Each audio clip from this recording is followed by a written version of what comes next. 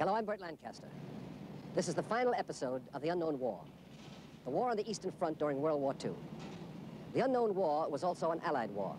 The Americans, the British, the French, Poles, Czechs, others fought to destroy Hitler's Germany and his dream of world supremacy. For the Russians, the victory had a special meaning. This was a war in which at least 20 million Russians died, maybe more. There was scarcely a Soviet family who did not suffer at least one loss from the day the Nazis first attacked until the day the war finally ended. Ordinary men and women gave their lives to save their homeland.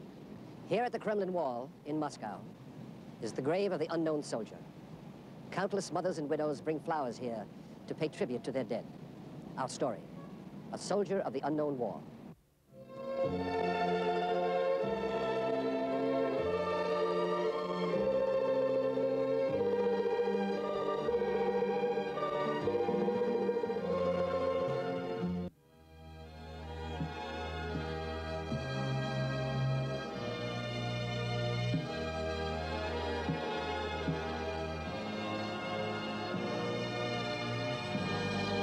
Wherever the Soviet soldiers passed in Eastern Europe, they are remembered.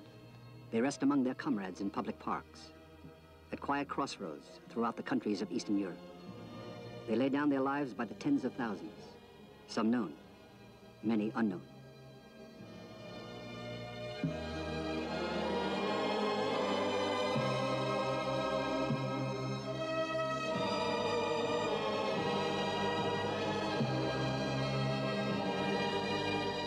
$120,000 in the liberation of Yugoslavia, Czechoslovakia, Romania, Austria.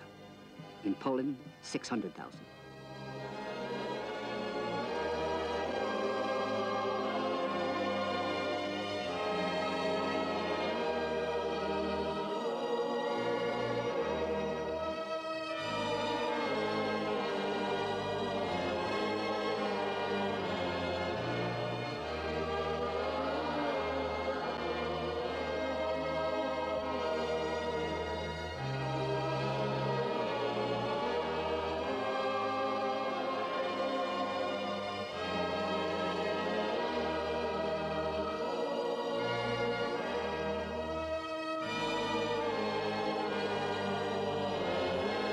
In Hungary, over 140,000.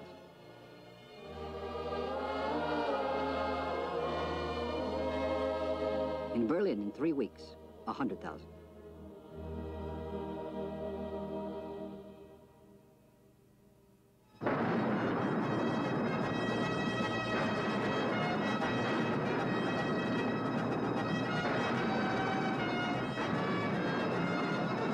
$1,418 days of war were over. Every day a bitter one for the Soviets. Relief and joy spread across the world. Moscow.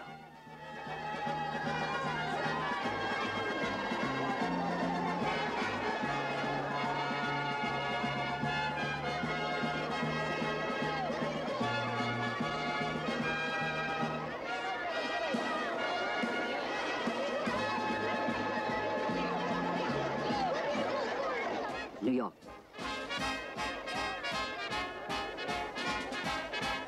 London.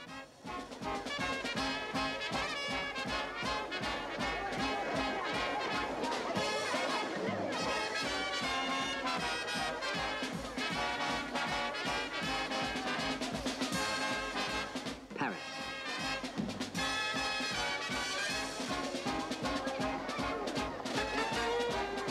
Everywhere, the Allies celebrated the deliverance they had won.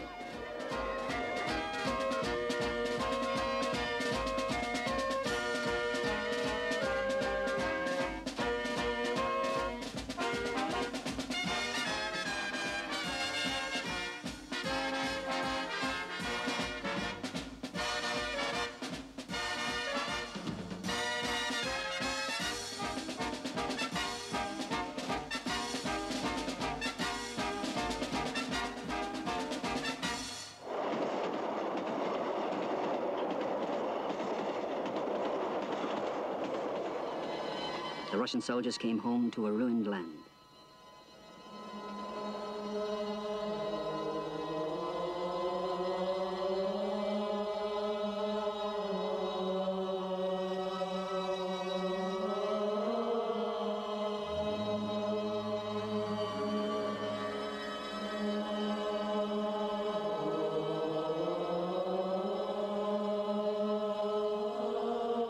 Nazis devastated 1,710 Soviet cities and towns, 70,000 villages.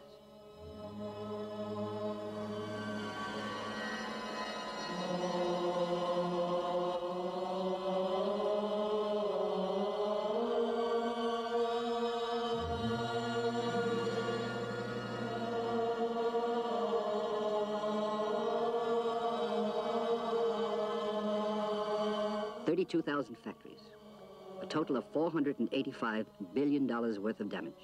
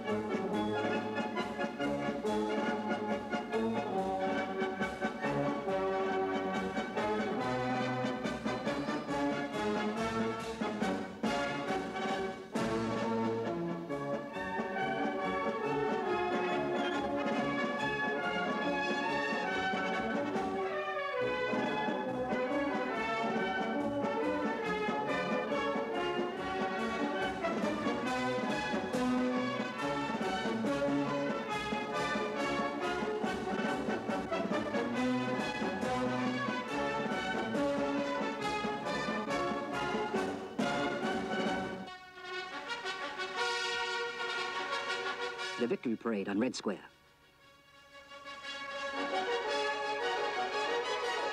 The veterans of the Ukraine, Stalingrad, Dnieper, Budapest, Berlin. The galaxy of Soviet marshals.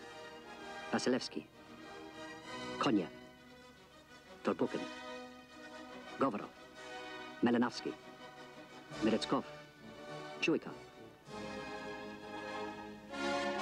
and the young General Leonid Brezhnev.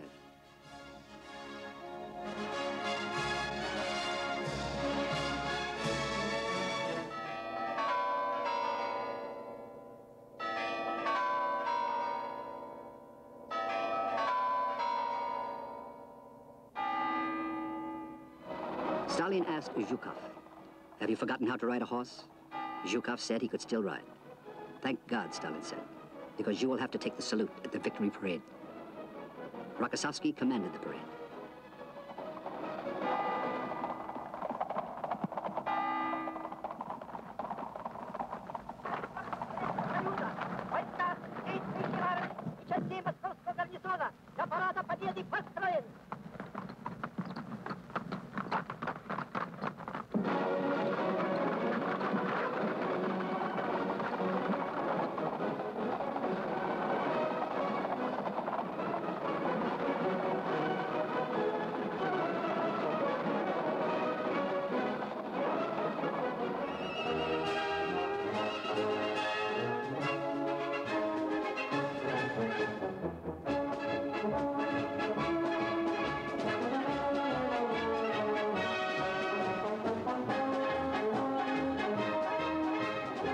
From every service, Army, Air Force, the fleets, the partisans. They had come from every battlefield, taking the long road home.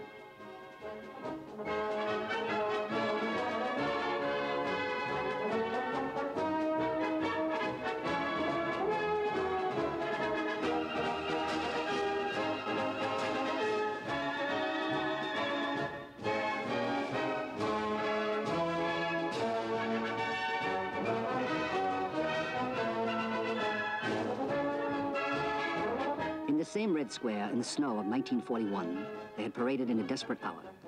Then they had marched straight to the battle lines, only 40 miles outside of Moscow.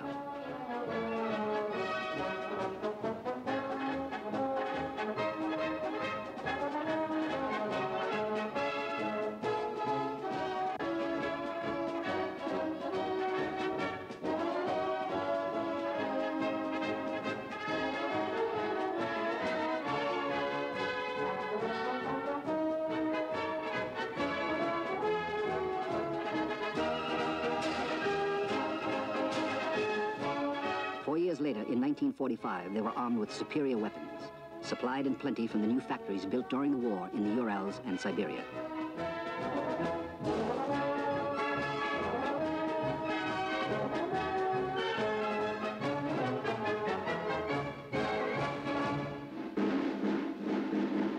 The standards of Hitler's proud divisions were now in their keeping.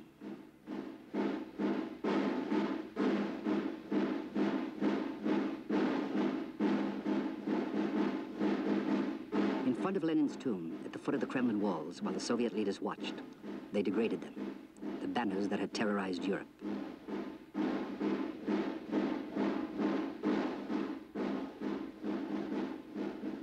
The banners of Hitler's 1,000-year Reich. It had lasted just 12 years.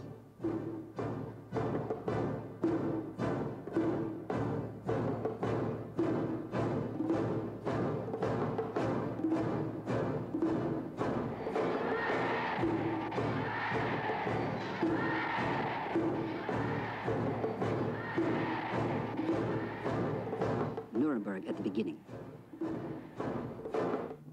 Nuremberg at the end.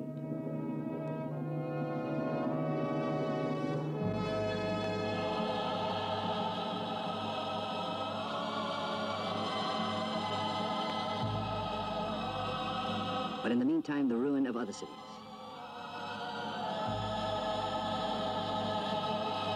Coventry, London, Rotterdam, Warsaw.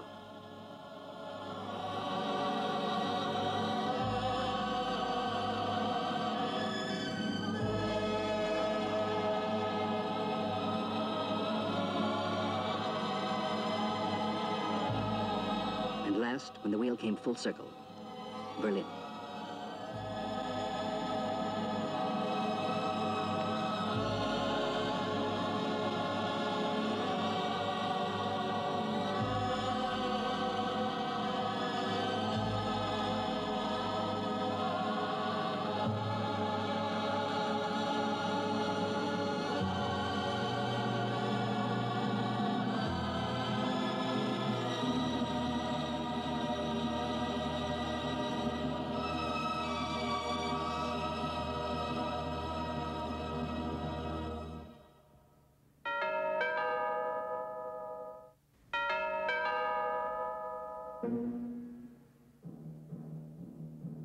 It was only fitting that the trial of the Nazi war criminals should take place in Nuremberg.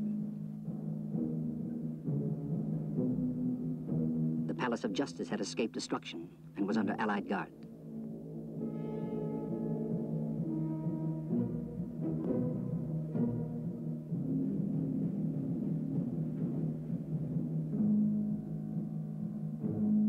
So was the Nuremberg jail.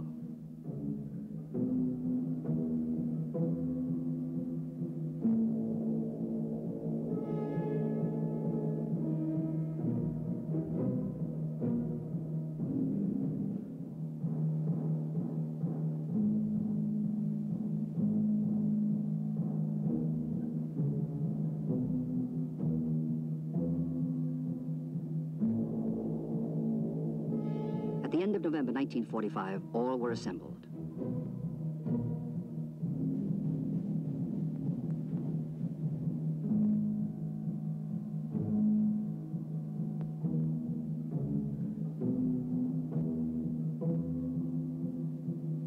Prisoners,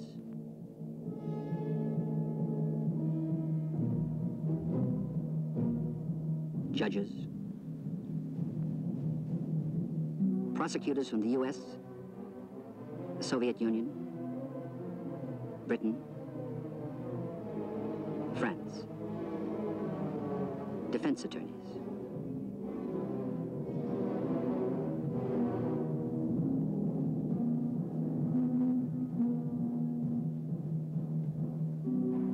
The witnesses spoke from the grave.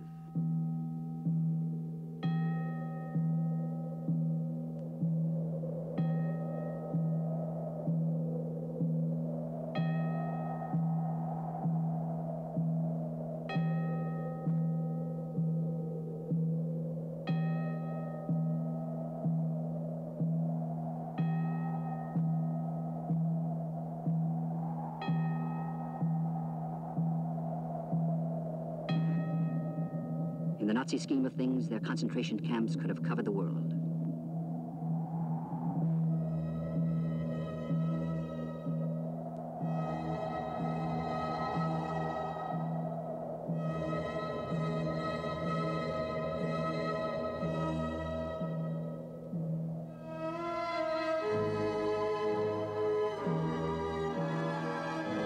The charges including the killing of 20 million civilians and prisoners of war, and the slaughter of 6 million Jews, and the murder of innocents.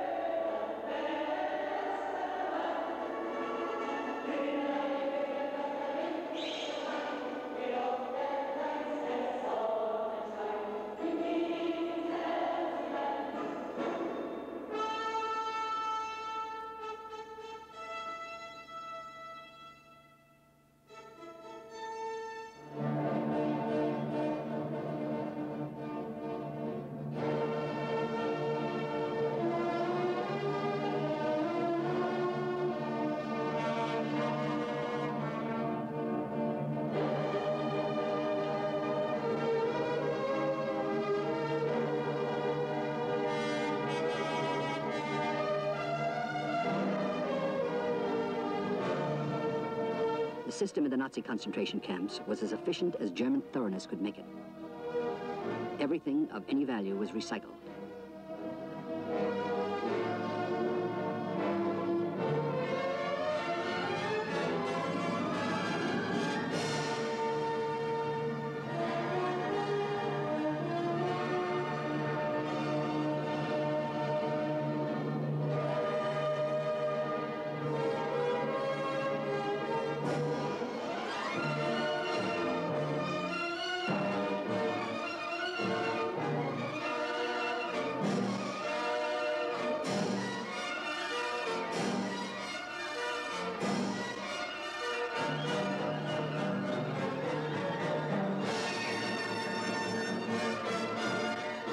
Women's hair was cut off before they went to the gas chambers.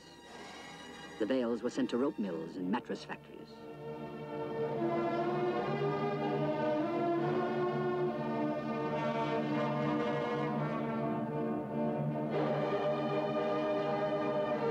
They pried the gold fillings from the mouths of the dead, sent them to the Reichsbank, and squandered the bullion to spill more blood.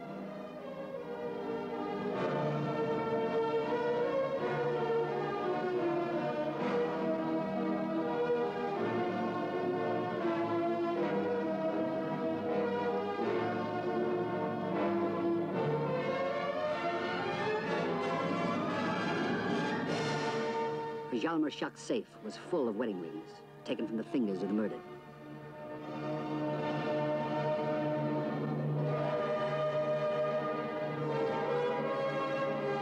The Nazis used human skin for briefcases and gloves.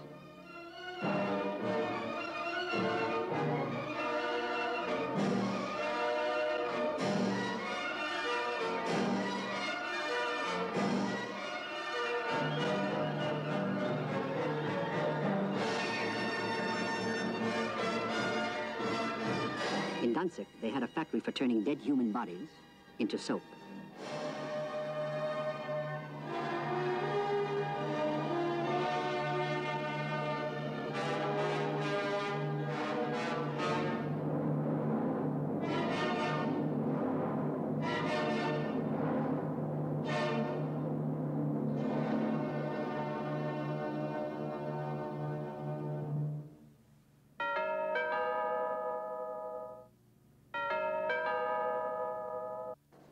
Justice Robert H. Jackson of the United States Supreme Court summed up the case for the prosecution. In the prisoner's dock sit 20-odd broken men, reproached by the humiliation of those they have led, almost as bitterly as by the desolation of those they have attacked. Their personal capacity for evil is forever past. It is hard now to perceive in these miserable men as captives the power by which, as Nazi leaders, they once dominated much of the world and terrified most of it. Merely as individuals, their fate is of little consequence to the world. What makes this inquest significant is that these prisoners represent sinister influences that will lurk in the world long after their bodies have returned to dust. We will show them to be living symbols of racial hatreds, of terrorism and violence, and of the arrogance and cruelty of power. They are symbols of fierce nationalisms and of militarism, of intrigue and war-making, which have embroiled Europe generation after generation, crushing its manhood, destroying its men, and impoverishing its life. That any tenderness to them is a victory and an encouragement to all the evils which are attached to their names. Civilization can afford no compromise with the social forces which would gain renewed strength if we deal ambiguously or indecisively with the men in whom these forces now precariously survive.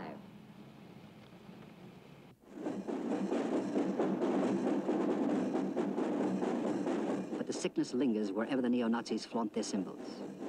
There are many who remember that Hitler had small beginnings.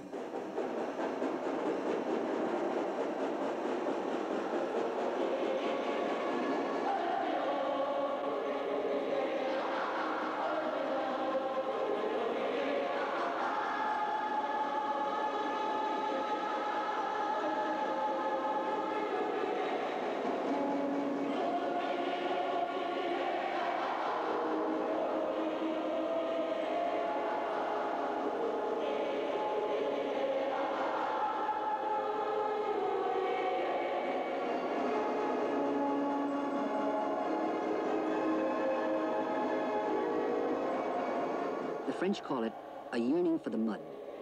Others call it decadence, nostalgia for the darker side of man. The reality was different.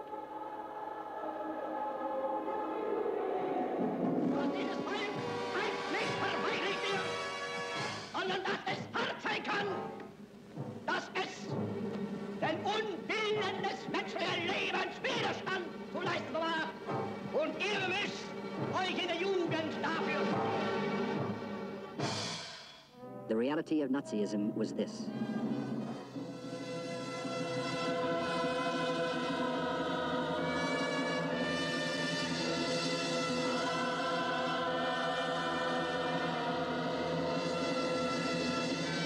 President Kennedy said, "No nation in the history of battle ever suffered more than the Soviet Union in the Second World War.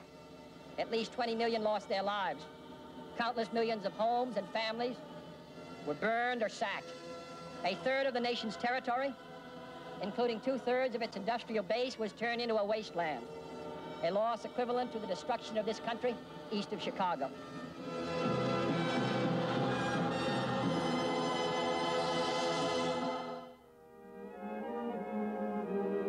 The reality of Nazism is this, a generation later. Its legacy is grief.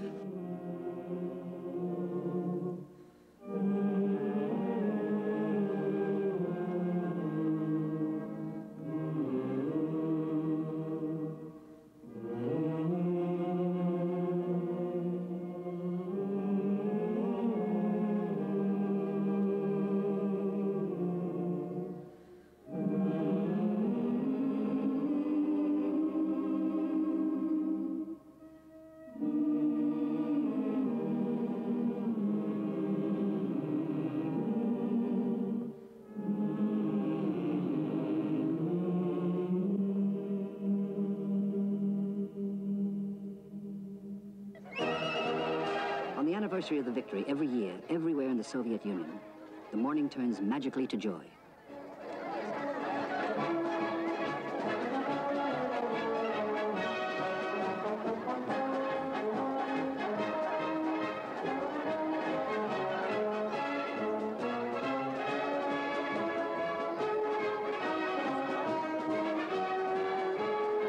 Averell Harriman visited Moscow on the 30th anniversary of D-Day.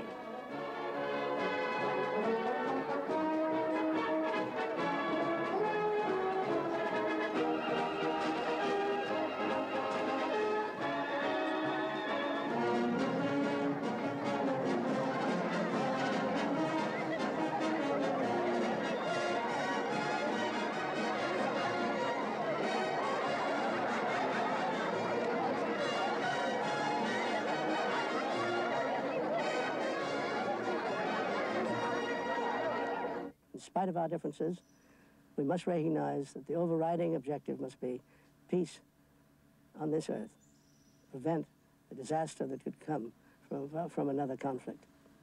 We must be optimistic, because the future of mankind depends upon the ability of the leaders of the Soviet Union and of the United States to work out our differences in such a way that we can be constructive and not destructive. We can bring hope to people all over the world rather than the disaster. I'm an optimist. I'm satisfied that it can and will be achieved. The road towards peace will be followed, and we can be hopeful to count upon agreements which will be vitally important to the welfare of mankind. I've had the privilege of meeting Mr. Brezhnev now on 3 occasions, 74, 75, and 76. And I'm utterly convinced that his ambition as a leader of the Russian people now, the Soviet Union, is to improve relations with the United States and the other nations of the West, and then to assure peace. He's told me he never wanted to see his children and grandchildren, great-grandchildren, go through the horrors that he went through and his generation. And he wants peace.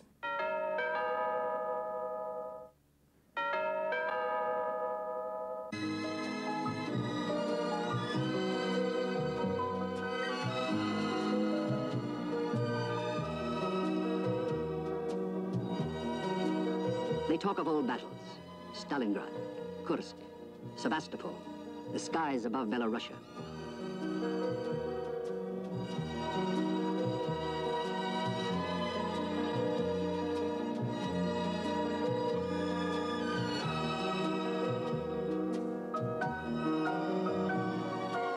They sing of the battles without names. They are the soldiers of the unknown war. Among them, Leonid Brezhnev, with old comrades from the battles in the Crimea. They did not see themselves as heroes. They had a cause, to save their country and their loved ones. They just kept to the road, and it brought them to victory. All my roads are dust and gone. All my comrades are scattered to the wind, trying to remember what I can't forget. All my roads are dust and gone. My roads are dust and gone. All my roads are dust and gone. My roads are dust and gone. Yet my tomorrows are waiting to begin. Build a wider highway, make a longer road. All my roads are dust and gone. My roads are dust and gone. All my roads are dust and gone. My roads are dust and gone. Now my brothers lie beneath the falling rain. If I had a shoulder, I'd lean on it, 'cause all my roads are dust and gone. My roads are dust and gone. All my roads are dust and gone. And gone.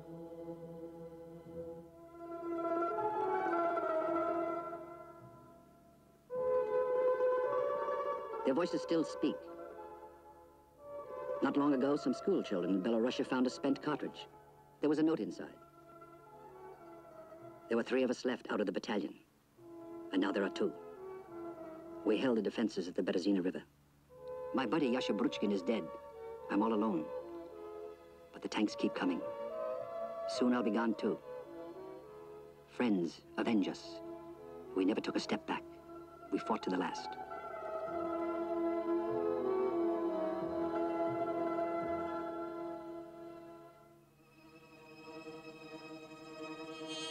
A snapshot. There are tens of thousands like it. Friends, comrades. None can know who among them lived and which ones died. They are the anonymous ones of the unknown war.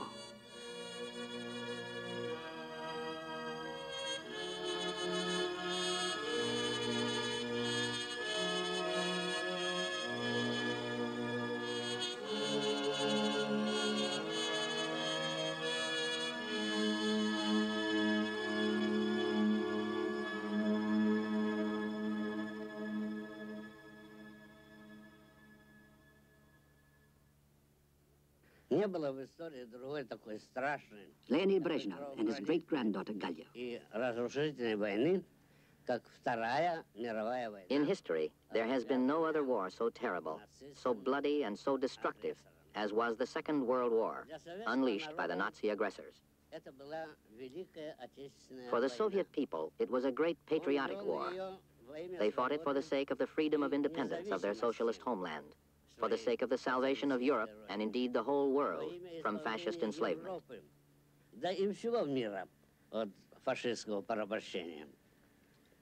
That war carried away the lives of 20 million Soviet people. Our people will never forget it.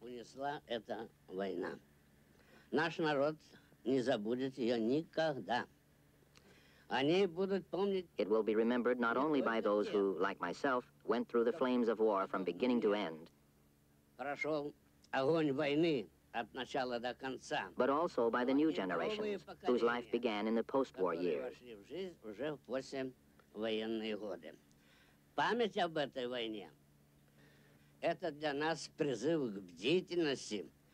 Our memories of that war are for us an appeal for vigilance in respect of the designs and schemes of aggressive forces.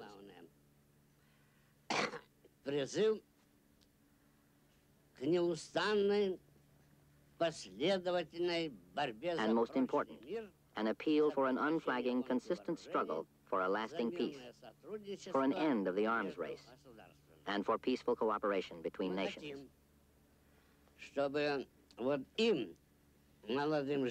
We want the young inhabitants of our planet never to have to go through what our generation went through during the war years.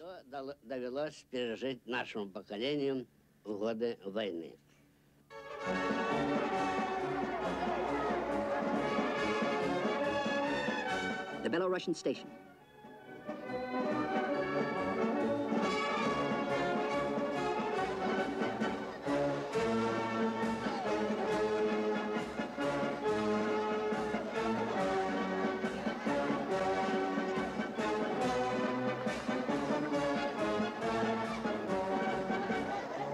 They stepped over the threshold of peace. No words, just the language of love. There is another language still in Russia. It is what the flowers say.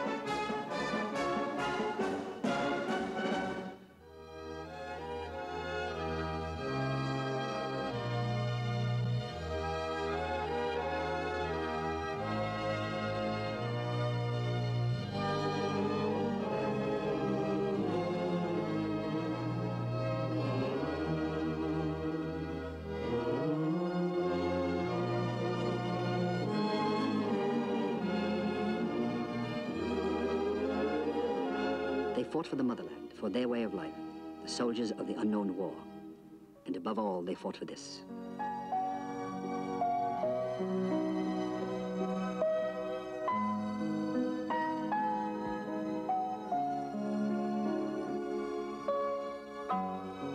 They fought so there could be another spring, a time for love, some room for innocence. They died so that others could play, feel the wind, and wonder. They died in their hundreds of thousands, unknown but not forgotten, so that others would have a chance to grow, a chance to seek, to taste the beauty of the earth, and find a way perhaps toward the sun. They died so that a new century could be born.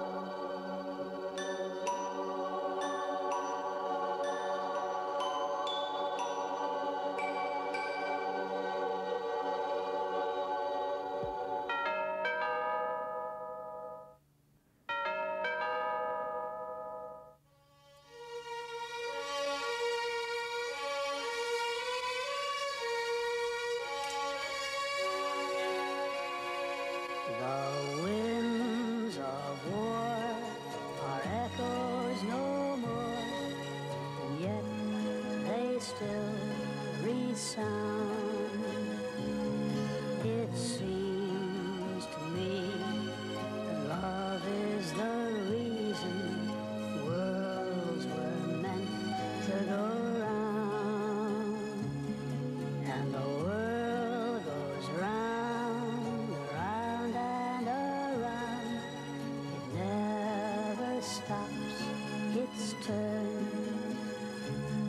I sometimes wonder what we have found and what we'll ever learn.